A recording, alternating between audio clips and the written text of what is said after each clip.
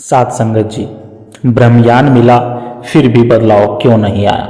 प्यारी साथ संगत जी, प्यार से कहना धन निरंकार जी।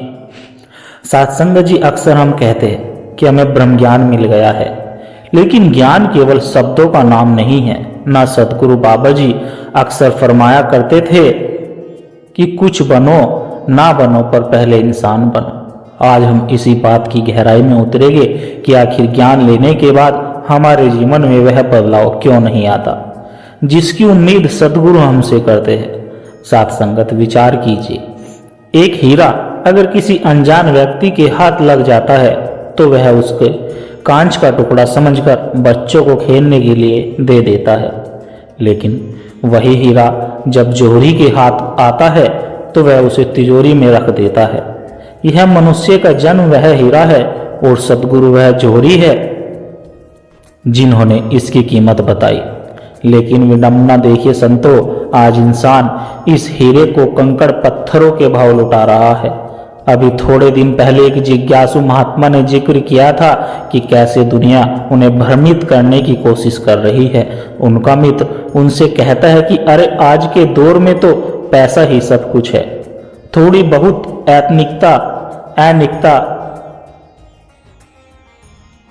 अनैतिकता पर स्त्री गमन या फिर नशा तो स्टेटस सिंबल है, इसे पाप क्यों मानते हो। आजकल सब चलता है, नॉर्मल सी बात है। साथ संगत जी, यहाँ हमें विवेक की कसौटी इस्तेमाल करनी होगी। शास्त्रों में एक बहुत गहरा तर्क आता है। गोस्वामी तुलसीदास ने रामचरितमानस में लिखा है, काम क्रोध मद लोभ सब नाथ नरक के पंथ। अर्थात साथ संगत जी, काम क्रोध अहंकार और लोभ यह नरक के रास्ते है। अब यह नरक का अर्थ मरने के बाद का कोई स्थान नहीं। संतों ने समझाया है कि जब आपका जीवन जीते जी बेचैनी, डर और अविश्वास से भर जाए वही नरक है। लोग कहते हैं कि पैसा सब कुछ है।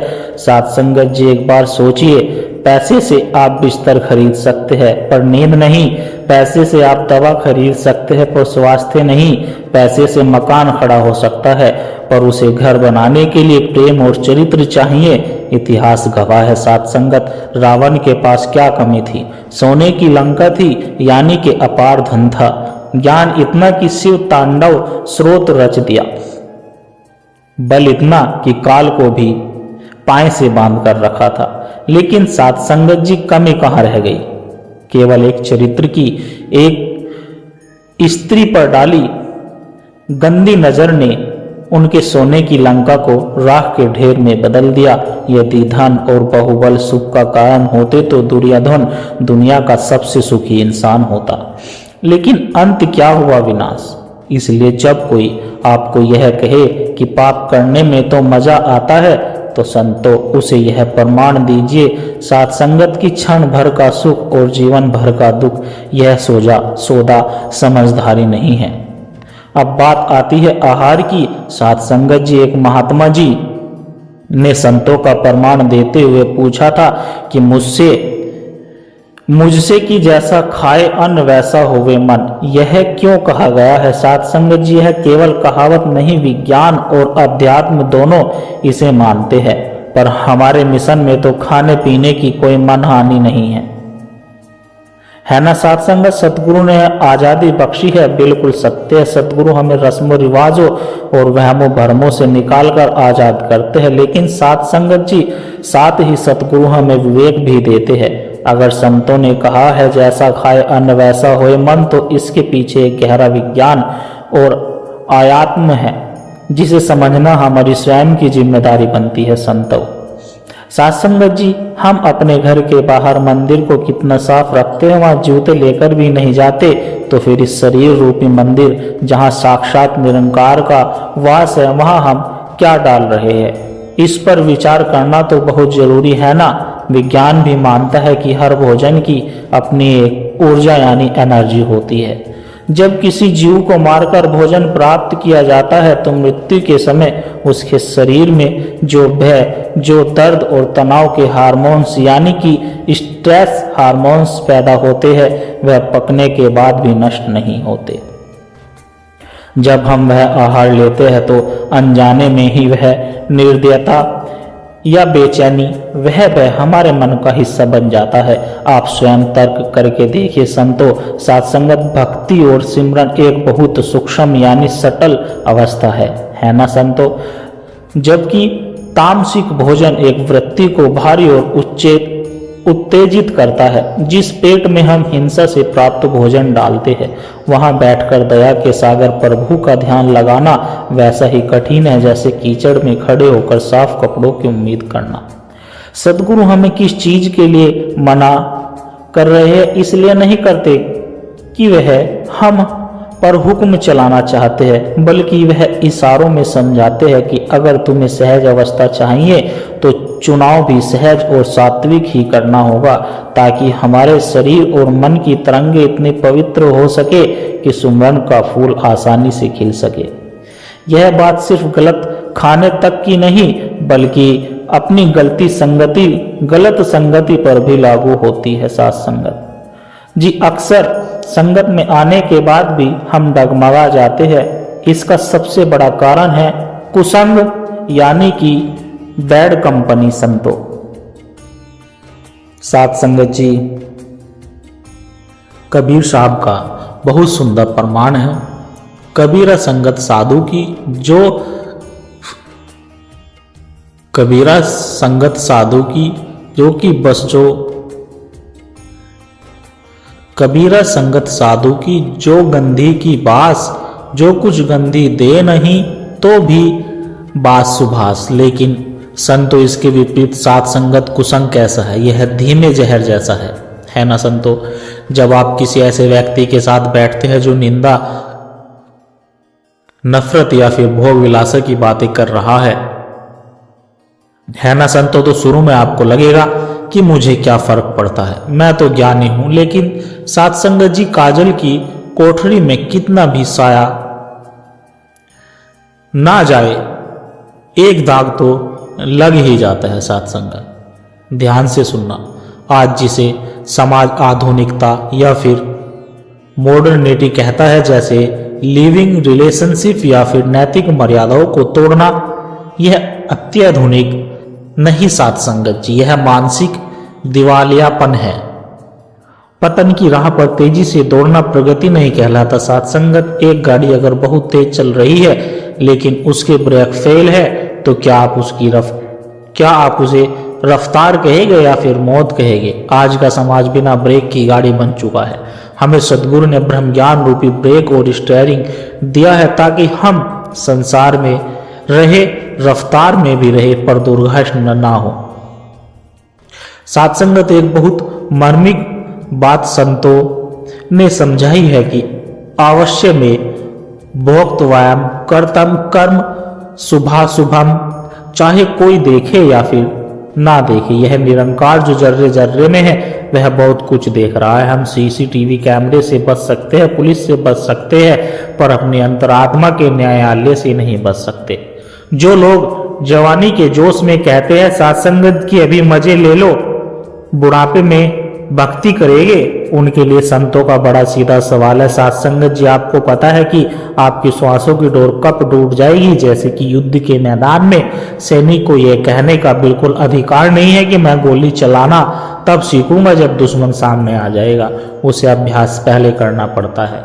ठीक वैसे ही सात संगत, जीवन के अंतिम क्षणों में मुख पर निरंकार का नाम तभी आएगा जब पूरी जिंदगी उसका अभ्यास यानी प्रैक्टिस किया होगा, है ना संतो।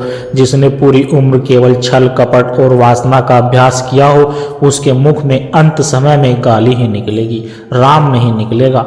इसलिए सात संगत जी, सत्संग की महत्वता है। सत्संग कोई रस्म नहीं, यह हम यहाँ इसलिए आते हैं क्योंकि संसार की हवा जहरीली है और सत्संग ऑक्सीजन का चैम्बर जहाँ हम सत्संग में संतों के वचन सुनते हैं तो हमारे मन पर जमी हुई संसार की परतें उतरने लगती है। जैसे साबुन कपड़े का मैल काटता है, वैसे ही गुरु के वचन हमारे पापों और गलत विचारों को काटते हैं, जैसे आज काट रहे हैं। माता जी हमें यह समझा रही है कि ब्रह्म ज्ञान को केवल जानना नहीं, जीना भी है। जीने का मतलब परिस्थितियां चाहे कैसी भी हो,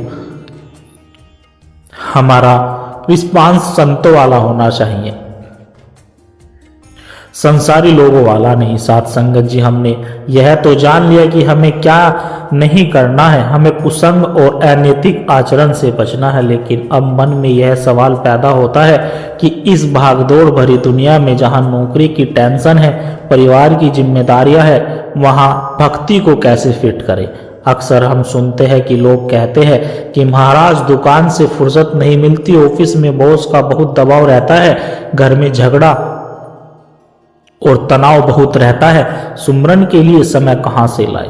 साथ संगत जी, यहीं पर हमसे चूक हो जाती है।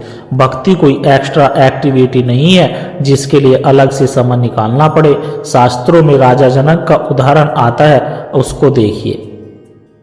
वह विधेय कह जाते थे, एक बार एक जिज्ञासु उनके पास गए और सोचने लगे कि यह कैसा ज्ञानी राजा है, यह तो मखमलो गद्दों पर बैठा है, राजकाज चला रहा है, यह मुझे क्या ज्ञान देगा। राजा जनक ने उसके मन की बात जान ली। उसने उस जिज्ञासु के हाथ में दूध से लबालब भरा हुआ एक कटोरा दिया। संतों और 2 सैनिक उसके पीछे लगवा दिए। शर्त यह थी कि उसे पूरे नगर की परिक्रमा करनी है, लेकिन अगर दूध की एक बूंद भी गिरी सशस्त्र तो सैनिक उसी क्षण उसका सरधर से अलग कर देंगे। वह व्यक्ति गया, पूरा मेला देखा, नाच गाना देखा, बाजार देखा और वापस आ गया। राजा जनक ने पूछ लिया, बताओ नगर में क्या क्या देखा तुमने। उसने हाथ जोड़कर, राजा मेरा पूरा ध्यान तो इस कटोरे पर था, मुझे डर था कि एक बूंद गिरी तो गर्दन जाएगी। मैंने नगर तो देखा सही, पर मेरा ध्यान वहां नहीं था। राजा जनक ने मुस्कुराते हुए कहा, बस यही गृहस्थ में संन्यास है। मैं राजपाट सब करता हूं, पर मेरा ध्यान इस निरंकार की ज्ञान रूपी कटोरे पर टिका रहता है, ताकि कहीं मेरा ईमान ना डगमगा जाए। साथ संगत जी, बात देखिए, जब आप गाड़ी चलाते हैं तो आप गियर बदलते हैं, ब्रेक लगाते हैं, बातें भी करते हैं, लेकिन आपका दिमाग के किसी कोने में यह फिक्स होता है कि मुझे घर जाना है। कि आप बार बार रटते हैं कि मैं ड्राइवर हूं, नहीं ना संतो। वह आपके अवचेतन मन में बस गया है। ठीक वैसे ही साथ संगत, आप ऑफिस में फाइलें चेक कीजिए, दुकान का सौदा कीजिए, पर मन के एक कोने में यह स्मृति बनी रहे कि मैं आत्मा हूं और यह निरंकार मेरे अंग है। बस इसी अवस्था को सहज समाधि कहा गया है। साथ संगत जी, दुखों का मुख्य कारण काम नहीं है, दुखों का मुख्य कारण कर्ता भाव और स्वामित्व है। हम सोचते हैं कि साथ संगत, यह मेरा घर है, यह मेरी औलाद है, मैंने इसे बनाया है ना संतो। यह मैं हमें डुबो देती है। एक बैंक का कैशियर साथ संगत, वह रोज करोड़ों रुपए गिनता है। अगर किसी दिन बैंक में 10 करोड़ आ जाए तो वह नाचता नहीं, और अगर किसी दिन बैंक खाली हो जाए तो वह रोता नहीं। क्यों? क्योंकि उसे पता है यह पैसा मेरा नहीं है, मैं तो बस एक ट्रस्टी हूं, इसे संभालने वाला हूं। जिस दिन शाम को हिसाब मिलेगा मैं अपने घर चला जाऊंगा। साथ संगत जी, सतगुरु भी हमें यही दृष्टि देते हैं। यह परिवार, यह शरीर, यह संपत्ति सब निरंकार की अमानत है। आप इसके दृष्टि बनकर सेवा कीजिए। जब आप मालिक बनकर जीते हैं तो चिंता होती है, जब आप सेवक बनकर जीते हैं तो चिंतन होता है। तय आपको करना है कि आपको चिंता चुननी है या फिर चिंतन। साथ संगत जी, एक बहुत महत्वपूर्ण पहलू है हमारा व्यवहार। लोग आपके माथे का तिलक या फिर गले की माला बाद में देखते हैं, पहले आपकी जुबान देखते हैं। अगर कोई महात्मा सत्संग में तो बहुत ऊंची ऊंची बातें करे, लेकिन घर जाकर अपनी पत्नी पर चिल्लाए, अपने माता पिता का अपमान करे या फिर पड़ोसी से गाली गलौज करे, तो साथ संगत जी माफ करना, वह भक्त नहीं हो सकता। संत कबीर जी ने कहा है कि पोथी पोथी जगमुआ पंडित बयाना कोय, 2.5 अखर प्रेम का पढ़े सो पंडित हुए। तर्क से सोचिए। साथ संगत जी, एक मिठाई की दुकान का बोर्ड बहुत सुंदर लगा हो, लेकिन अंदर बैठा हलवाई ग्राहकों को गालियां देता हो, तो क्या कोई वहां से मिठाई खरीदेगा? नहीं खरीदेगा। संतो, हम सब इस मिशन के, इस सतगुरु के सेल्समैन या रिप्रेजेंटेटिव है। हमारा आचरण ही साथ संगत वह मिठाई है जिसे देखकर दुनिया हमारे गुरु की तरफ आकर्षित होगी। अगर हमारी वाणी कड़वी है तो हम अपने सदगुरु का प्रचार नहीं बल्कि अप्रचार या फिर बैड पब्लिसिटी कर रहे हैं, है ना संतो। इसलिए सत्संगत, सहनशीलता और मिठास को अपना गहना जरूर बना लीजिए। जब सामने वाला आग उगले तो आप पानी बन जाइए। आग से आग नहीं बुझती, पानी ही उसे शांत कर सकता है। आजकल परिवारों में दरारें क्यों आ रही है संतो? क्योंकि हमारे पास क्षमा नाम का हथियार नहीं बचा। सत्संग जी, अगर हमारी जीभ दांतों के बीच आकर कट जाए तो क्या हम दांतों को हथौड़े से तोड़ देते हैं? नहीं ना। हम दर्द सहते हैं, दवाई लगाते हैं, क्योंकि दांत भी हमारे और जीभ भी हमारी है। परिवार में भी यही समझ अपनाइए। अगर किसी ने कुछ कह दिया तो उसे प्राय समझकर बदला मत लीजिए। यह सोचिए कि यह भी मेरा ही अंग है, शायद इसकी समझ अभी कम है।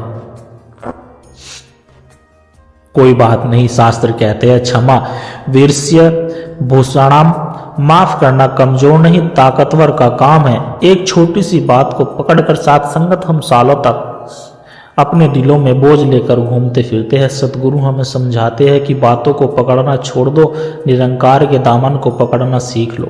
जो बातों को पकड़ता है सत्संगत वह उलझ जाता है, जो दामन को पकड़ता है वह सुलझ जाता है। अब आप कहोगे कि महात्मा जी समाज तो सुधरता नहीं, हम कब तक बर्दाश्त करें, कब तक? सत्संगत जी, हमें समाज को नहीं सुधारना, हमें खुद को बचाना है। इसे एक सुंदर उदाहरण के द्वारा समझिए। समुद्र में नाव तैरती है, ठीक है, नाव को तैरने के लिए पानी की जरूरत है ना संतो?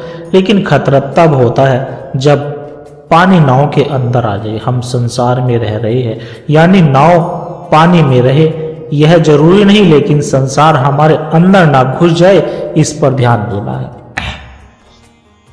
संसार हमारे अंदर कैसे घुसता है सत्संगत जी? लोभ, मोह और ईर्ष्या के छिद्रों से घुसता है।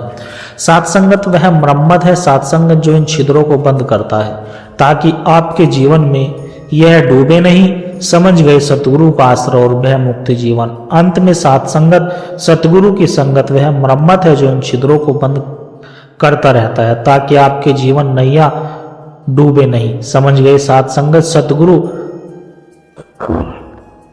हमें यह अवसर दे रहे हैं। अंत में सत्संगत जी, सबसे बड़ी बात है विश्वास। आज इंसान डर में जी रहा है, कल क्या होगा, नौकरी रहेगी या नहीं, बीमारी तो नहीं आ जाएगी, दुनिया भर का। एक छोटा बच्चा सत्संगत जब अपने पिता की उंगली पकड़कर मेले में चलता है तो वह यह चिंता नहीं करता कि मुझे खाना मिलेगा या फिर नहीं, यह भीड़ में मैं खो तो नहीं जाऊंगा। वह बेफिक्र होकर मेले का आनंद लेता है। क्यों? क्योंकि उसे अपने पिता की ताकत पर भरोसा होता है। हमारा पिता, यह रवि कुल मालिक, यह अम्मी व्रहा यानी ओमनिपोटेंट निरंकार है।